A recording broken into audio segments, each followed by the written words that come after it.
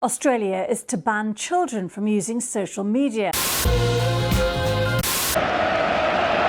Short cross is in there. It's beyond him, aimed at Fullerton! Oh my days, yo, this is massive. I need to start doing this when I'm playing football.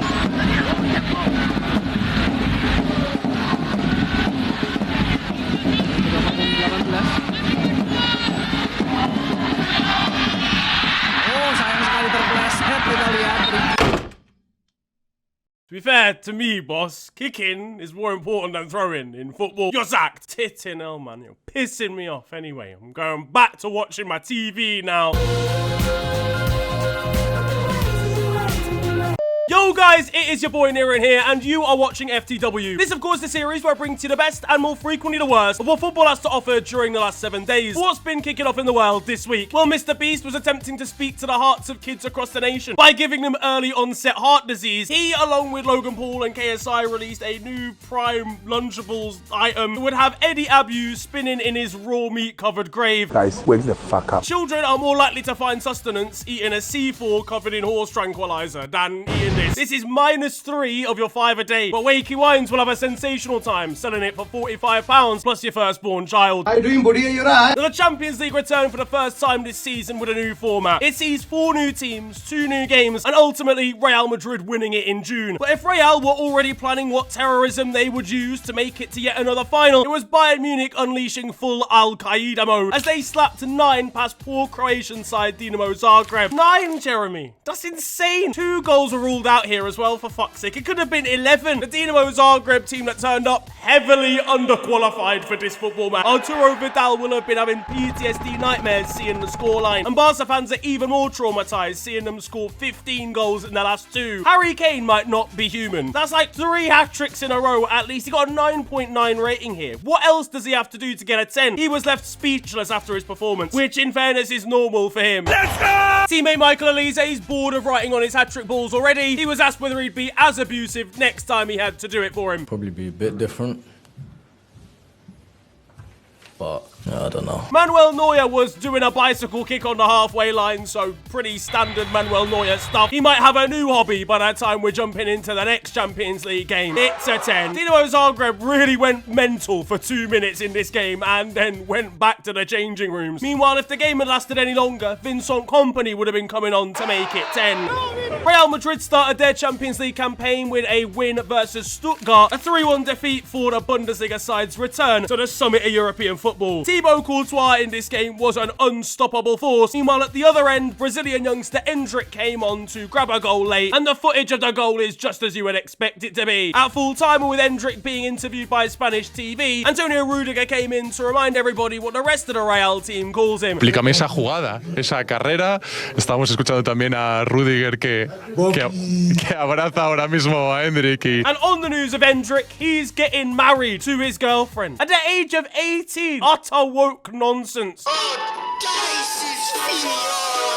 I know he identifies as a 63-year-old man, right? But he doesn't actually have to get married yet. I mean, to be fair, there was a news story a year ago saying they'd signed a contract in their relationship. This is a Todd Bowley-length deal from the wife here. Poor Endrick is going to be left flabbergasted when she's inserted a sell-on fee percentage into the mix. And he'll be even more upset when he realizes that George Best isn't available to be the best man here. At least the highlights of the wedding will be filmed in true Endrick style. On the team of the Champions League, and Enzo Fernandez couldn't wait for it to be back, deleting the tweet upon realising that Chelsea absolutely didn't qualify for it. One team that did from England were Manchester City, and they started their Champions League campaign with a drab 0-0 draw versus Inter. The most interesting thing about this game was that Man City were wearing the worst kit I've ever seen. It looks like someone's actually just thrown up on a normal Manchester City kit and missed the sleeves. The font on the back is a federal war crime in at least 3 continents, and Erling Haaland was disappointed seeing it for the first time. A bit shit, but that's all it is. Speaking of the big Norwegian slab of meat, and he met his match really against the Cherby, Inter's centre-back, who was joking with him at full time, saying that he'd now stopped him twice when Man City had faced off against them, to which Haaland said fuck off. Erling has the same amount of goals versus Inter as Pele until the Brazilian comes down to claim Savio's future goals. He scored 87 against them, but the camera ops forgot to turn up, you see. Another man that forgot to turn up was Kevin De Bruyne, who somehow managed to get injured in this game despite having absolutely no impact on it teammate whatsoever. He was desperate to get Inter's midfield to let him have a say in this one. On the theme of Manchester City, their legal battle against the Premier League started this week, which could see their 115 charges land them with an automatic relegation. Paddy Power sent a legal team ready to defend Pep Guardiola's men. More legal people than fans probably walking into that stadium right now. Mate, the amount of sheets of paper of evidence involved in this is ridiculous. More documents than an English teacher's hard drive involved, and it's already claimed its first victim as the club's kit man left. Yeah, he was clearly behind it all, lads. What can we say? This shirt really should have given the game away. It's mad how life changes from laundry to laundering. I already know the kit man was chuckling to himself looking at his earnings, having used the club's 2017-18 third kit as a source of tax evasion. At the end, we're playing this football because of money. He's getting out of there before he has to pack up Diodora kits in the Combined Counties Division 4. Meanwhile, Arteta's already protesting outside the Etihad, trying to make sure the FA actually find them guilty. In Italy, and Liverpool were in Champions League action, and it saw the Reds make a positive start to their European campaign despite an early Christian Pulisic AC Milan opener. LeBron James of soccer. Kaká was in attendance and of course got a ridiculous welcoming from the San Siro crowd, so he has to watch his number 22 shirt go to Emerson Royale now. Ironically, a phrase that can describe Emerson Royale's footballing ability. Kaká and Dido were watching on in the stands, mortified at how their legacy was continuing. They would have at least enjoyed the start of the game when Christian Pulisic did score, and it sent Liverpool fans into disarray and a different perception of Arne Slot since the international break. Then some efforts from corners from both Liverpool centre-backs saw the Reds extend away and categorise us as head merchants.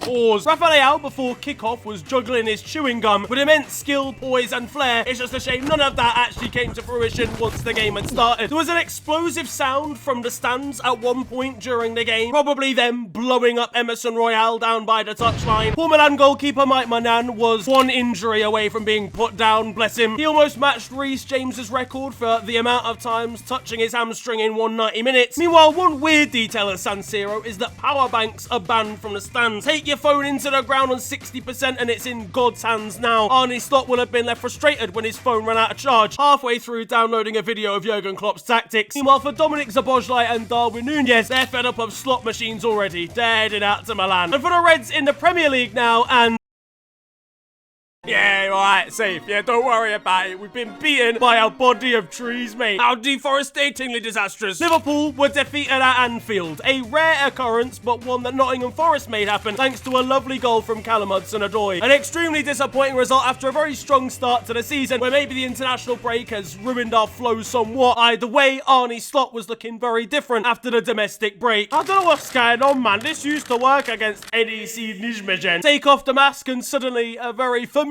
faces underneath, as the poor Dutchman has already run out of love for Anfield 4 weeks into the job. I will leave the club. Diogo Jota's mind clearly didn't make it through the turnstiles. He was thinking of FC25's release date instead. Fucking hell, man. Play me in. Diogo, you're currently 9 games through a 14-game weekend league instead of actually playing for the club. Shut up, man. I'm plugged in right now. Your controller's not even plugged in, brother. Yeah, we've been defeated by trees. I'm not gonna lie. A poor performance overall, hitting as many targets during this one as the average Trump rally. Meanwhile, for Callum Hudson-Odoi and the rest of his teammates, they were happy at full time, offering him a Ghanaian delicacy after grabbing the winning goal here.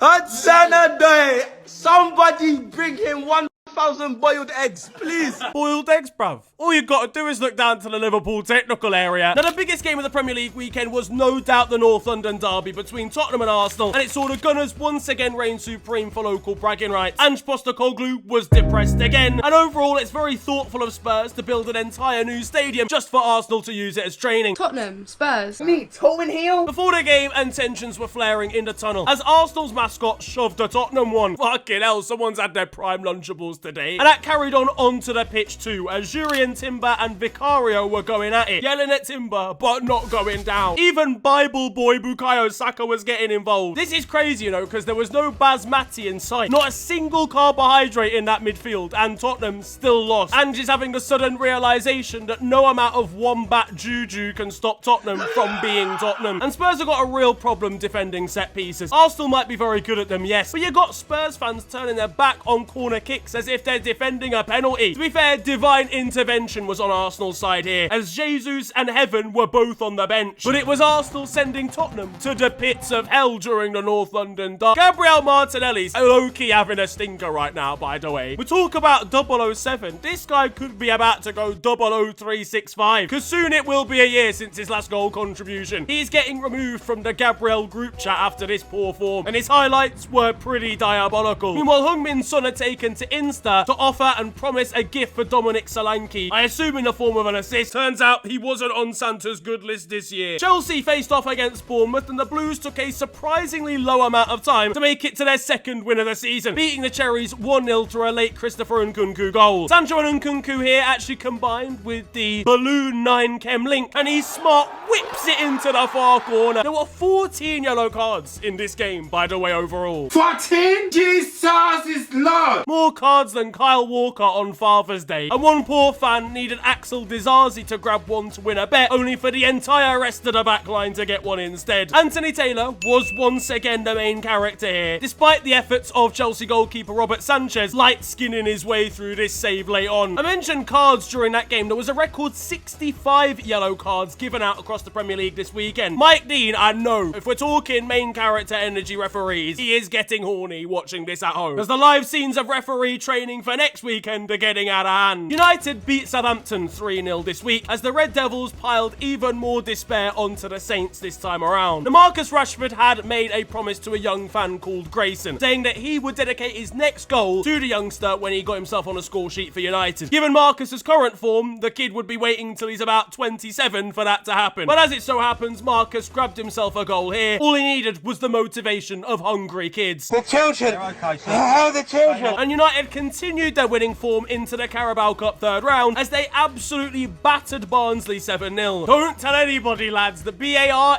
stands for Barcelona, okay? United scoring 7 on a Champions League night. It was all part of the master plan, wasn't it? Sky Sports were tweeting about Alejandro Garnacho pulling out a legendary celebration here. Lads, it is Barnsley Football Club. You got Anthony celebrating like he's scored a World Cup final winner after finally scoring versus bricklayers from Yorkshire. He has officially found his level. Marcus Rashford even thanked Garnacho for reminding him to do his signature celebration, because it's been so long since he actually had to do it regularly. Aston Villa pulled off a sensational comeback versus Everton to see the Toffees throw away 3 points for a second week in a row. Now, the Labour government are talking about fast-tracking a law around assisted dying through Parliament, and I know exactly what fan base are going to be utilising that first. Everton's club shop, unfortunately, has a new way of displaying what the scoreline is likely to be these days, and his comeback was sealed by an absolute screamer from Aston Villa and Colombian forward John Duran, a strike that even had Emi Martinez baffled. And to be honest, John must have looked up, seen Jordan Pickford's arms were the size of plastic straws, and just taken a pop from anywhere. At least, Everton fans, there's only 34 games left to go. They'll, however, be depressed realising there's another football match coming up this weekend. Oh no! Oh no! You're having a laugh! Now, in more crazy news in regards to Everton, and US rapper Jay-Z is thinking of buying the football club. Brother, I can tell you right now, you will have 100 problems immediately. It is not worth your time. You gotta make a whole new blueprint for these lot, because then it's not. Of all the teams he could go in for, the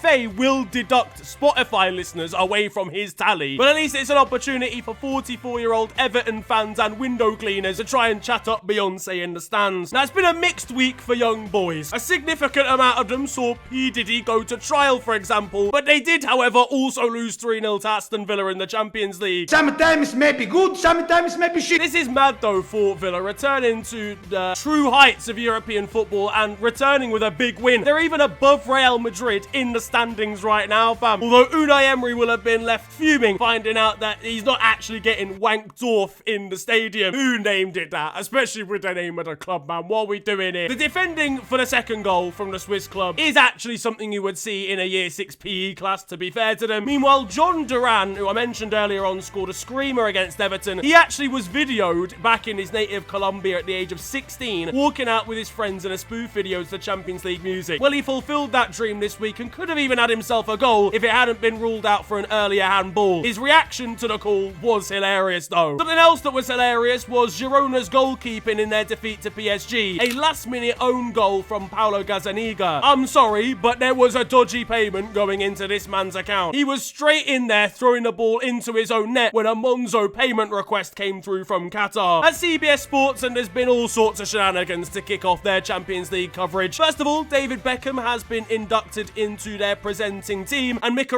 couldn't quite believe what was going on. We promised you a massive star, and here he is, Mr. David. Not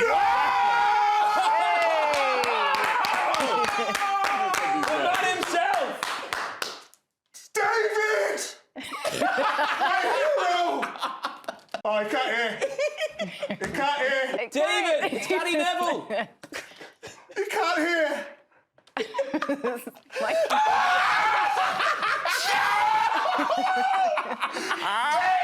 my gosh! Your hero! My hero!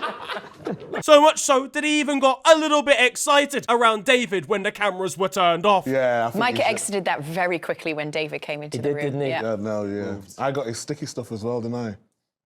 The honey came. Sorry. The honey.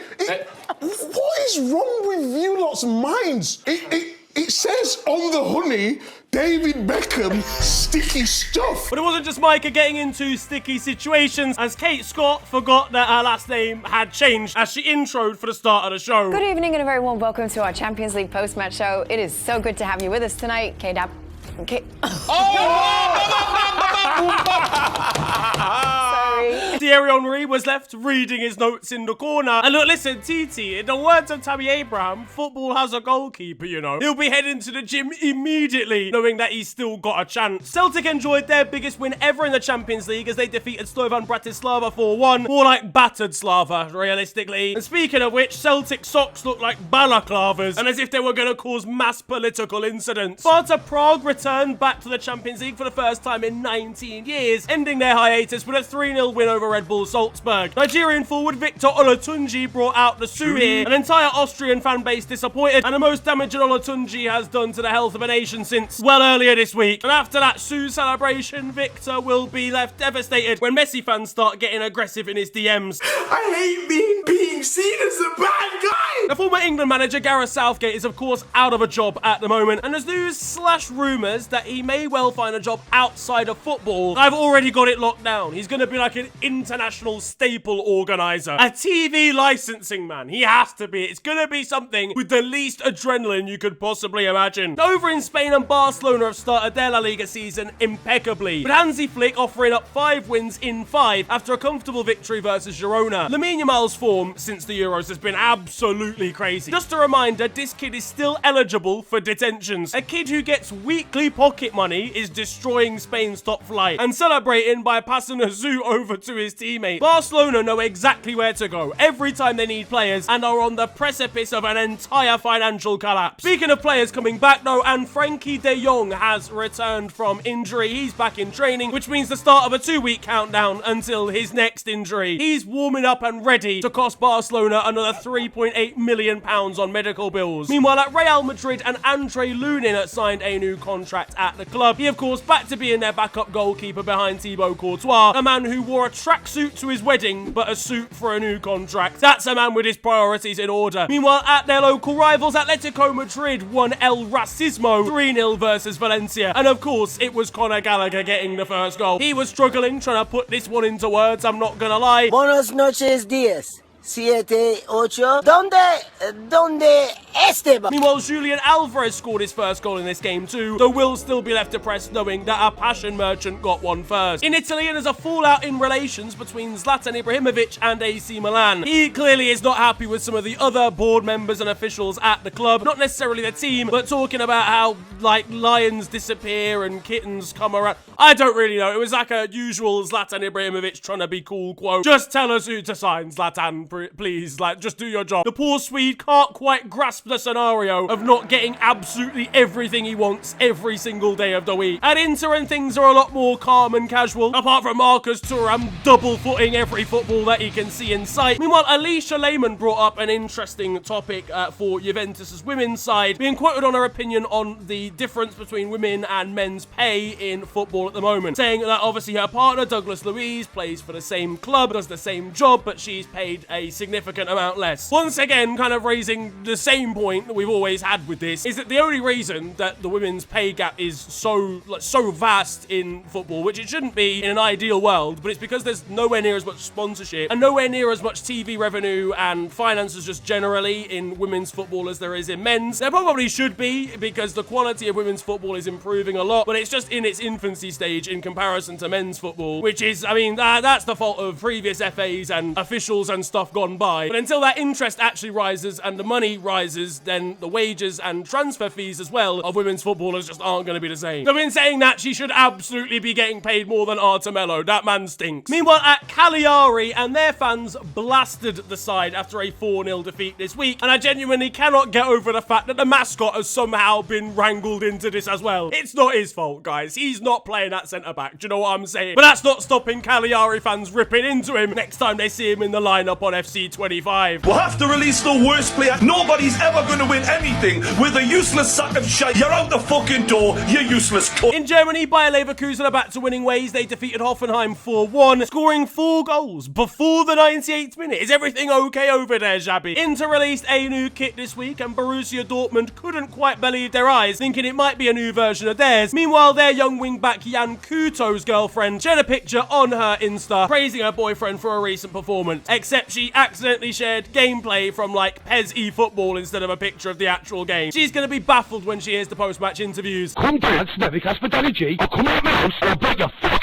Meanwhile, in France, and Brest won their first game in the Champions League ever, beating Sturm Graz of Austria. However, there was a slightly unique factor to this game, and that's that the match was played in a Ligue 2 stadium. They played at Guingamp Stadium. Now, I assume this is because their stadium doesn't like match UEFA requirements, but pretty mental that a home team that plays in the second division of French football has just won a Champions League game. Meanwhile, Andy Carroll is continuing the journeyman part of his career as he's joined Bordeaux, of course, the side that recently went out of business and got relegated down to the 5th tier. He's just going about trying to find wine, realistically, isn't he? Now there is time for your goals of the week, and there's some absolute screamers again. First of all, at Sporting in the Champions League, where centre-back Zeno Debast has seen the ball come out to him and has absolutely banged it into the top corner. A similar vibe coming from Serbia and Nikola Stankovic, but this time a little bit more skill as well, because it's flying to him on the volley, and first time he hits it back with interest. And rounding out a set of screamers, we head over to the Faroe Islands, where at B68 top tier, another banger has ended up in the top corner. Hello all, and welcome to The Beautiful Game, the segment where we take a look at the poetic and brilliant side of the game that we love. We are back by popular demand for yet more glorious beauty.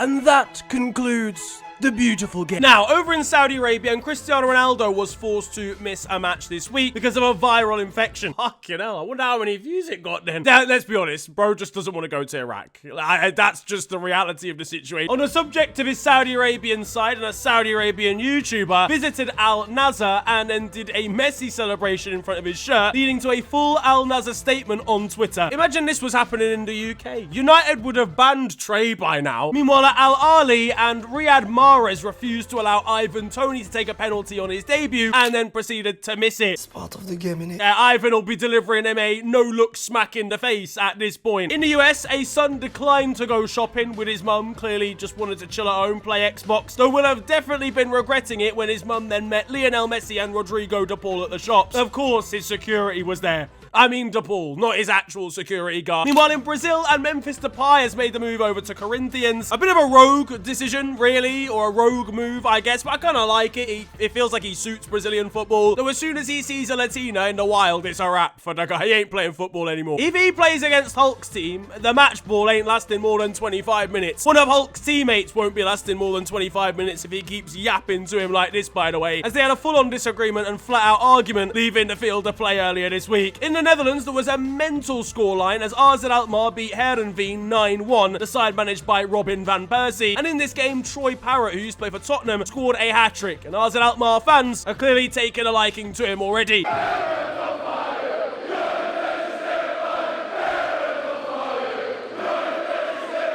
In Greece, and Anthony Martial is headed to AEK Athens after being released by Manchester United in the summer. He is a Greek god in comparison to the other players that are moving to this league, and he is now officially washed. Let's be real. As soon as you go to the Greek league, it's Kalas. Next up, though, and we've got, honestly, I don't really know how to describe this. Probably the best celebration that I've seen this week, and one that really needs to transcend the journey from Africa to the rest of the world. I just know that Anthony would get used as the rope in this situation, let's be honest. In the K-League now, and Jesse Lingard managed to grab himself a goal this week and brought out his signature dancing celebration, only for his team to lose late on and for one of the opponents to rinse him by bringing out the very same celebration. Meanwhile, in Sweden, Hammarby were about to face off against Benfica in the Women's Champions League, and Hammarby supporters weren't going to let their opponents have a quiet night in at the hotel, setting off fireworks outside the windows. Now there is time for the moment you've all been waiting for, because over in Romania, and we have got two glorious stories / occurrences coming from the beautiful nation that we all love. Now, if there's one thing that we can define Romania by, it's absolutely not footballing ability. And it's absolutely not good playing surfaces either. And both of those things have been combined into one video here as we witness one of the worst goals ever on one of the most waterlogged pitches you're going to see this week. Faza nu s-a încheiat.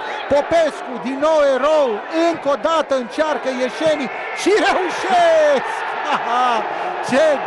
I mean, you'd come out drier trying to score that in a water park, wouldn't you, realistically? And second of all, look, listen, there's not always the right equipment, let's say, to actually film Romanian league games, all right? Sometimes there isn't the camera operators, you know, there aren't high stadium stands. That's why, as a camera operator in the country, you've got to improvise. And by improvise, I mean get picked up by a JCB digger with your tripod and film from there. Now, closer to home, and Birmingham faced off against Wrexham in League One, otherwise known as probably the richest game to have ever occurred in League One ever. Jay Stansfield, who was bought for near enough £20 million in the third division of English football, was the difference maker here. I mean, he has to be, realistically, for that price. But for Wrexham, and Paul Mullin was up to other antics, going to bite a Birmingham player's calf before realising that the individual lives in Birmingham and therefore it's probably poisonous. Meanwhile, James McLean was getting at Birmingham fans once substituted who were giving him stick down by the sidelines. He then took to Instagram to quite literally abuse them back in probably some of the lightest insults that the residents of Birmingham have heard in the last few years. In the Carabao Cup, and Preston knocked out Premier League side Fulham in one of the most ridiculous penalty shootouts you're ever going to see, with the final scoreline in the shootout being 16-15. Brother, I'd have gone home. I don't have the attention span for that, even if I was a player. A band called the Rayons are performing this week up in the north, and is that, hang on a second, is that Gary Neville in the lineup? So they got me playing this instrument, right, but I would probably see it as more of like a mini bass, if you will. Gary, it's a guitar. Now, I want you to think of the worst miss you've ever seen in your life, and imagine that what you're about to see is even worse, from Ebu Adams, who with the goalkeeper out of his net has the goal at his mercy, only to steer it miles wide from about 11 yards out. Meanwhile, shout out to Wimbledon in League 2, who beat MK Dons 3-0 this week in a derby and in a result that quite literally every fan across the country wants to see. Back on Twitter now, Aberdeen are giving out the starting 11 for their league match this week, but things are a little bit pressing for one supporter who's trapped in a toilet at the ground. Nigerian striker Ahmed Musa is currently a free agent. He took to Twitter to ask fans where he should go for his next club. This brother is doing a survey as to what his next job should be.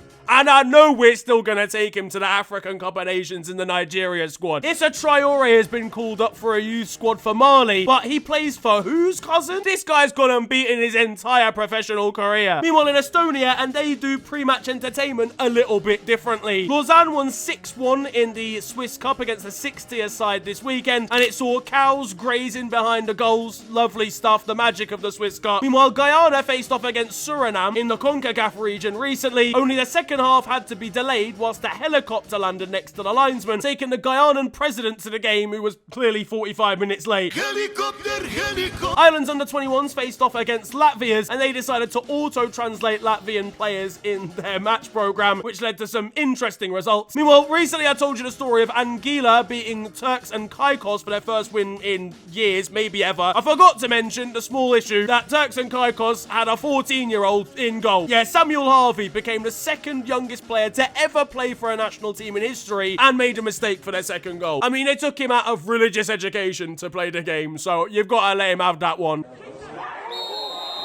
Now there is time for Still 0-0, and you guys know the score by now. This is a segment of the show where I bring to you the best of Sunday League and amateur football, and whilst attendances aren't always that high when it comes to Sunday League matches, there's always a hell of a lot of passion coming from the sideline. There's always characters set on having their own unique effect by the side of the pitch, or down at the corner flag if you're this dog. Who owns this dog, man? Come on, collect your canine, man. On to the weird stuff though now. And up in Scotland, former Arsenal striker J. Emmanuel Thomas was arrested at an airport this week for his role in the smuggling of £500,000 worth of cannabis. VAR decision seized. I mean, there's been a striker that's good in possession, and then there's this man, come on. He unsurprisingly has been released by the club with immediate effect, but not an ideal start to the season for Greenock Morton. And finally, we head over to Equatorial Guinea for the final story of all places. And this one, I couldn't find an article about this story, but it was mentioned in the Sweeper podcast, which you can check out down in the description. It's an actually elite podcast, where they talk about a lot of nations that don't get a lot of love in mainstream media. And this story is stupid. Where aside from Equatorial Guinea were supposed to be playing up against a club from Togo until they arrived at the stadium and realised that a festival was being hosted there instead. So everybody arrived for the game. It had to be abandoned. So now that game has been postponed, and the punishment is that it's happening in Togo instead. So they've lost home advantage. That though is going to wrap up football this week, and I hope you have enjoyed it. If you have, then feel free to slap a like on the video, and of course subscribe if you're new to the channel. You can also follow me on social media. It is at @theofficialfng on Twitter and on Insta. But it's been a pleasure ranting at you guys today. Have a wonderful day. Enjoy yourselves, and goodbye.